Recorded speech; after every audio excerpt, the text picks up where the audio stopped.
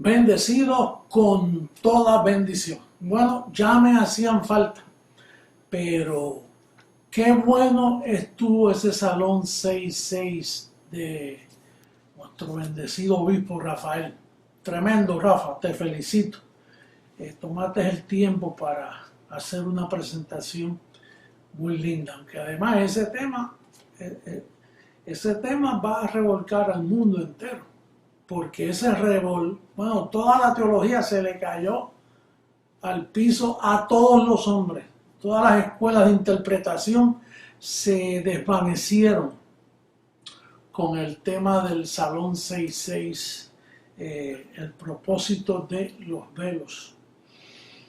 Bien, también quería felicitar a Oneid y el seminario que va a tomar lugar este próximo sábado en Lima, Perú.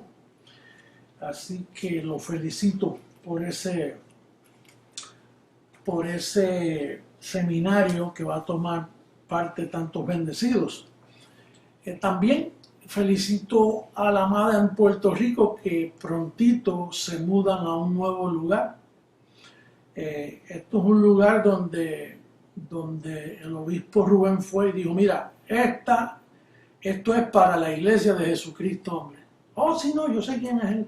No tienes problema. No tengo problema. Y ahí se firmó el contrato para un nuevo lugar. Qué bueno que todavía hay gente así, que están dispuestos a enfrentarse a lo que sea y observan y se preguntan, pero no emiten juicio. Bien, el tema de hoy es la resurrección versus la transformación. Entonces, allá en Hebreos, tenemos que quedarnos un ratito en Hebreos capítulo 6, porque,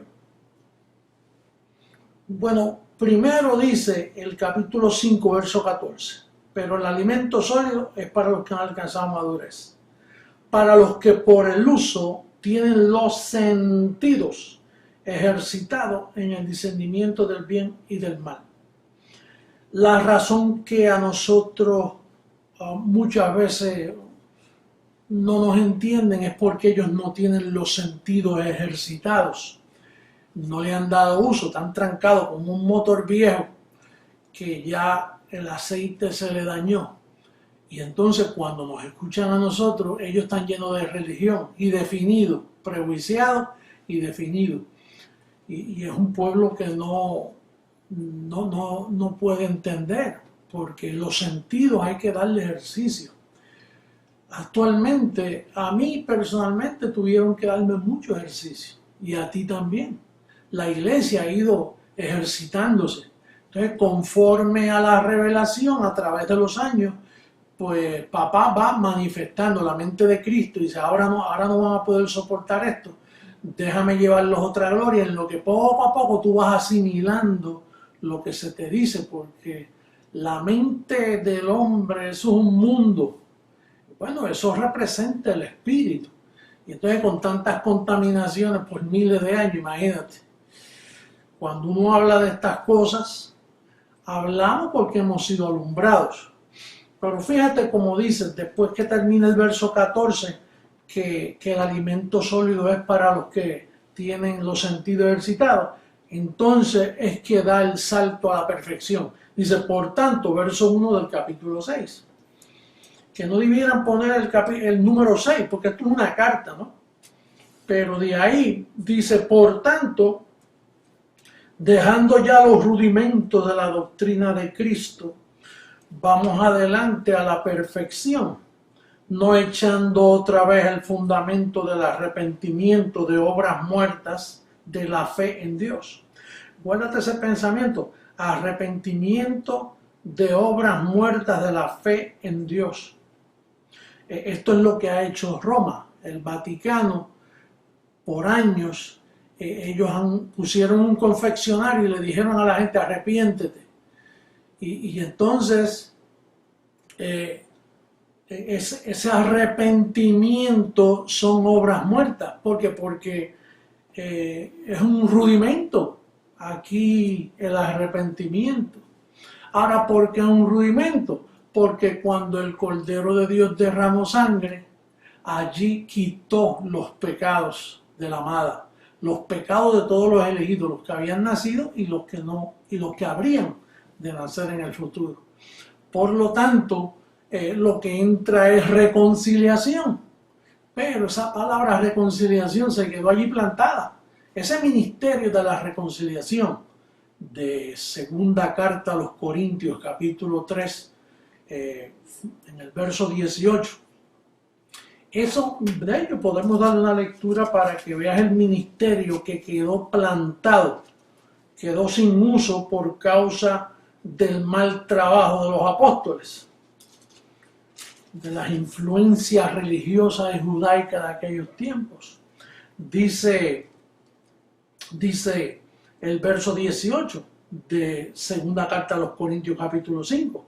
Y todo esto proviene de Dios, quien nos reconcilió consigo mismo por Cristo y nos dio, mira, nota esto, el ministerio de la reconciliación. Es un ministerio. Y ese ministerio no lo ha practicado Roma, la Iglesia Católica, por eso es que es ramera. Y los protestantes son hijas de la ramera. ¿Por qué? Porque ellos tampoco ellos lo han honrado. Los protestantes ninguno. Usted mencione la rama protestante, la rama evangélica, la rama de iglesias y que llamadas cristianas de estos días, ellos no han honrado este ministerio. ¿Por qué no lo han honrado? Porque tienen el pecado todavía en el medio. Cristo se dio una vez para quitar el pecado del medio y manifestar el ministerio de la reconciliación. Pero si tienen el pecado en el medio, ellos mezclan reconciliación con arrepentimiento. Y entonces, de hecho, fíjate, la visita que me hicieron Los Ángeles a mí en el 1973, lo primero que me dijeron fue: José Luis, tú estás muerto al pecado. Una expresión escondida por 2000 años. Tú estás muerto al pecado. Y el mismo ángel me decía, eso significa que no se te puede hallar el pecado, porque tú estás muerto a él. Y me lo explicaba, como le he dicho antes, me lo explicaba por hora. Pero ¿por qué comenzó la revelación así? Porque eso es lo que se ha tenido por inmunda, la sangre del pacto. Eso es lo que no se ha honrado en 2000 años. Cuando usted ve una misa, eso no está honrando el ministerio de la reconciliación. Cuando usted es un predicador diciendo, pasen al frente los que quieren recibir a Cristo, confiese para que su nombre sea escrito en el libro de la vida, está en un estado de ignorancia apostático. Es un apóstata, él no sabe lo que te está diciendo, porque él no sabe, fíjate, no tiene los sentidos ejercitados, que cuando Cristo murió, el Cordero derramó sangre, ahí mismo los pecados, en un día mi siervo quitará el pecado de la tierra, dijo el profeta. Ahí el pecado, al ser quitado, ¿de qué te vas a arrepentir? De obras muertas, como dice ahí. Mira cómo dice el verso, te lo voy a leer de nuevo. En Hebreos capítulo 6, en el verso 1, el primer rudimento que presenta aquí, aparte del bautismo y de los demás que vamos a mencionar, fíjate cómo dice, por tanto, o sea, si tú le vas a dar movimiento a los sentidos, vas a hacer un ejercicio con tus sentidos, dice, por tanto, dejando ya los rudimentos de la doctrina de Cristo, vamos adelante a la perfección. ¿Y cuál es la perfección? Pues el ministerio de la reconciliación, que no le toma en cuenta a los hombres sus pecados. Y les encargó a Pablo el ministerio de la reconciliación.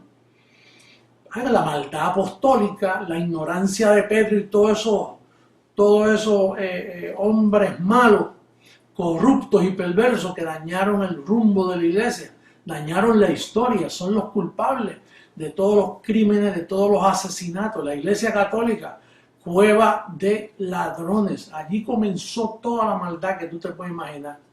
Eso es, esa ha sido la burla cruel, yo diría, la blasfemia más absurda que tomó lugar fue cuando comenzó la Iglesia Católica. El primer Papa, los demás. Todo eso es una burla a la sangre de Jesucristo. Y de hecho, como dice segunda carta Tesalonicense, que ya está en operación el misterio de la iniquidad, porque eso es un misterio. Tú no ves que ellos se presentan como que el vicario de Cristo y te predican que a Cristo y que la mamá y el papá y por ahí comienza, pero entonces te lo predican antes de la cruz y entonces luego niegan lo que sucedió en la cruz. Una blasfemia total. Con eso es que el mundo ha estado lidiando por 2000 años. Ese es el trabajo de Jesucristo hombre. Dice, cuando Él venga aclarará lo oculto de las tinieblas y manifestará las intenciones de los corazones. Porque la intención del corazón es la que cuenta. Aún tú que estás aquí creciendo en gracia, ten cuidadito cómo tú te manejas en la congregación del Dios vivo. Ten cuidado cómo operas, porque si tienes malas intenciones o si hay alguna iniquidad escondida, te la van a destapar, porque aquí no hay nada oculto que no venga a la luz. Aquí todo tiene que estar claro, clarito, porque es que esa es la función de la palabra. Estamos desnudos ante aquel, esa palabra, ese trono de gracia. ¿Qué no ves eso? Los 7 ojos del Señor que te están velando. Mira, los 7 ojos del Señor que te están velando por todas partes. ¿Para qué? Para que camines bien, para que operes en obediencia, para que la mente de Cristo te guíe, maneje los sentidos y tenga los pensamientos ordenaditos para que no sigas tropezando como a las vacas. Tienes que ser una buena vaca, que la vaca tropieza una sola vez y luego no tropieza más. Así que cuando dice no echando, verso 1, vamos a darle lectura de nuevo. No, dice, por tanto, dejando ya los rudimentos de la doctrina de Cristo, vamos adelante a la perfección. No echando otra vez, que eso fue lo que hizo Roma, otra vez. No echando otra vez el fundamento del arrepentimiento de obras muertas de la fe en Dios. Tú sabes cómo está la obra muerta en todas esas iglesias católicas y protestantes, gente pasando y que al altar arrepentirse y a llorando, lágrimas de cocodrilo. Eso todo es fingido, amor fingido, falsa ciencia, el producto de un abandono de la verdad, del verdadero evangelio de nuestro Señor Jesucristo. Un abandono total de la gracia. No hablan de gracia y no saben lo que es. La gracia comienza cuando tú honras la sangre de Jesucristo. Me decía una señora en esta semana, mire, yo estaba aquí en Houston y salí de un shopping center y la señora viene y me dice, yo lo he visto usted en televisión y mire, yo he estado ya yo lo he visto 2 o 3 veces por ahí, pero todavía no he tenido la oportunidad. Pero mire, repita conmigo, yo recibo al Señor. Pero ¿qué es lo que usted quiere, señora? Yo no puedo cometer una blasfemia así. Si, mire, por no decirle que yo nací, que nosotros todos hemos nacido ya perfectos y sin pecado, pero querí que yo aceptara a Cristo porque pues que los demonios me tenían engañado. Y yo dije, señores, es que los demonios no existen ya. Cristo destruyó al diablo. Léalo en su Biblia, tenía una Biblia así al lado así. Yo dije, lea su Biblia. Mire, ¿por qué me llamáis Señor, Señor y no hacéis lo que yo os digo? Eso le dije yo. Pues lee ahí y entonces vas a ver hablar conmigo. Pero mientras tanto, pues coja su riqueza y désela a los pobres. ¿De qué riqueza usted está hablando, señora? Dice, no, que usted es millonario, que es por causa de la prensa. Usted sabe cómo es la prensa. Aunque no están mintiendo, eventualmente todos esos millones quien los va a gobernar soy yo. Pero le dije, mire, el dinero, el que me entra a mí, en mis manos, es usado para alcanzar personas que están enredadas en el lazo del diablo, como está usted. Y se lo dije en una forma suavecito, no quiso ofenderle. Yo le dije, yo trabajo para ayudar a personas como está usted, que está en tinieblas, no honra la sangre de Jesucristo. Y me dijo, aleluya, Dios le bendiga. Imagínate qué clase de despedida. Pobrecita. Bueno, pero así está el mundo. El mundo está en tinieblas. Tú y yo no estamos en tinieblas porque tú fuiste alumbrado y escogido en esta hora para tener una fe limpia, para tener una confesión en línea con el pacto de la gracia. Lo que nosotros enseñamos y nos basamos está escrito en línea con el pacto de la gracia. Entonces, esos rudimentos, el primero que acabo de mencionar es el arrepentimiento, pero mira los demás. El verso 2 de Hebreos capítulo 6 dice, de la doctrina de bautismo. ¿Por qué? Porque si hemos sido bautizados en su muerte, Romanos capítulo 6 dice que hemos sido bautizados en su muerte. Quiere decir que tú practicar un bautismo de agua, estás mostrando que tienes el motor, no tienes aceite, no le has dado ejercicio a los sentidos. No estás honrando a Jesucristo. Nosotros fuimos bautizados en su muerte, no en agua. Agua era para los tiempos de Jesús de Nazaret, pero ya eso pasó. Entonces dice, de la doctrina de bautismo, de la imposición de manos. ¿Qué sacan estos predicadores poniéndote las manos?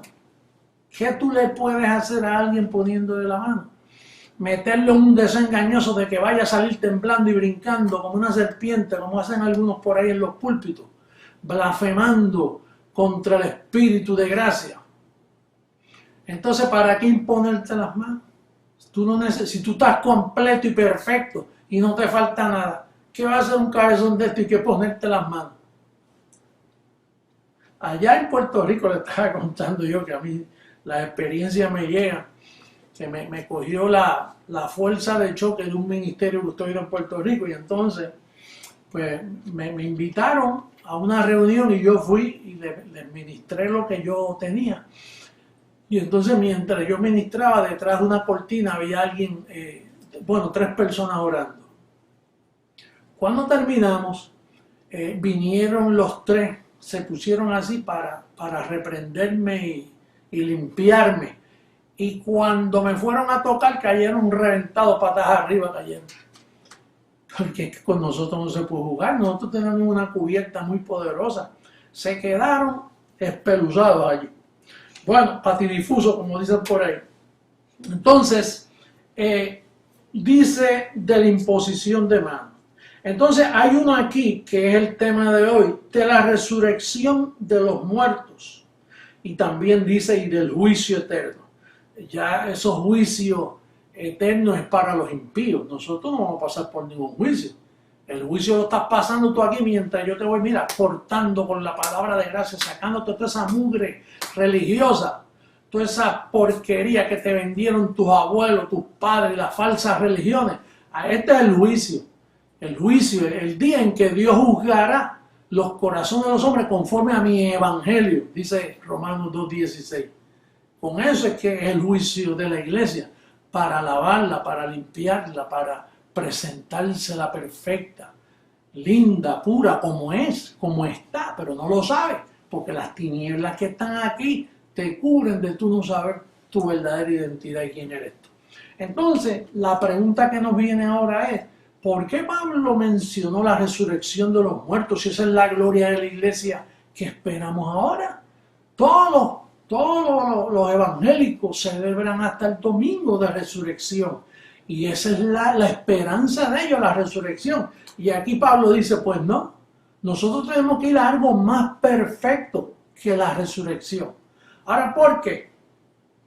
Me escribía Kudri una de las cartitas que él me envía, sacándole punta a tus temas. Dice Kudri, dice, después de resucitado, Jesús dijo a sus discípulos incrédulos, mirad mis manos y mis pies, que yo mismo sois. Vamos a leerlo allá en Lucas 24:39. Vamos a darle lectura hasta el verso 43. Dice el último capítulo de Lucas. Dice, mirad mis manos y mis pies, que yo mismo soy. Palpad y ved, porque un espíritu no tiene carne ni huesos, como veis que yo tengo. ¿Sí? Carne y hueso. Eso es corrupto, eso no hereda el reino. Tenía carne.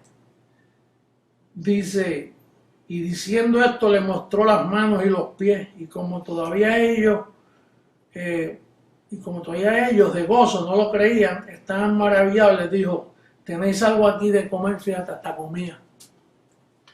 Quiere decir que si comía, defecaba. Y si tenía mano, y carne, y hueso, y sangre, Pablo nos dice, carne ni sangre heredará la incorrupción. Entonces quiere decir que ese tipo de resurrección no es el correcto para la amada. Tú no ves que con ese cuerpo era que estaba Jesucristo. Y Él lo hizo para mostrar que triunfó sobre la muerte. Pero ese cuerpo iba a desaparecer. Él tenía que manifestarse en esta ocasión con otro velo llamado José Luis de Jesús. ¿Por qué? Porque Él no podía casar a la amada, a su ataviada, no podía casarla con un Cristo de carne que tenía corrupción. Entonces, no era el cuerpo más excelente. Por eso es que la resurrección, el tema de hoy es resurrección versus transformación. Por eso, habían unos allá que en segunda carta a Timoteo, que Pablo dijo, Himeneo y Fileto creo que era, dice que se desviaron de la fe diciendo que la resurrección ya se había dado. Bueno, se dio porque Cristo resucitó y probó, pero hay algo más excelente. Aunque Pablo le habla a los corintios, una congregación niña, y Pablo también, y Pablo dice en las veces en que me apareceré a ti, quiere decir que Pablo también iba creciendo, iba de etapa en etapa, hasta que aquí en hebreo lo perfecciona. No, esa resurrección fue la que tuvo Lázaro, y Lázaro murió. Hay otra resurrección, y es la del cuerpo glorioso que los hijos de Dios vamos a tener. Mira cómo dice, bueno, allá en Ezequiel, dice en Ezequiel 28, dice que volveremos, vamos a darle lecturita rapidito por aquí. Usted sabe que cuando el hombre pecó, cuando Adán pecó, nos despojó de la gloria y perdimos el ropaje, ese ropaje glorioso. Y dice,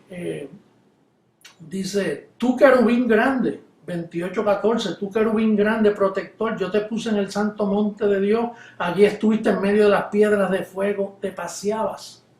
Quiere decir que aquel cuerpo que tenía Adán primero, ese era incorruptible. Entonces, a la iglesia la van a vestir de cuerpos incorruptibles, cuerpos de fuego, cuerpos radioactivos, cuerpos poderosos. Eso es lo que le espera a la gloriosa transformación. Ya no es resurrección, es transformación. Por eso es que Pablo, en primera carta a los Corintios, capítulo 15, en el verso 51 al 53, primera, dice,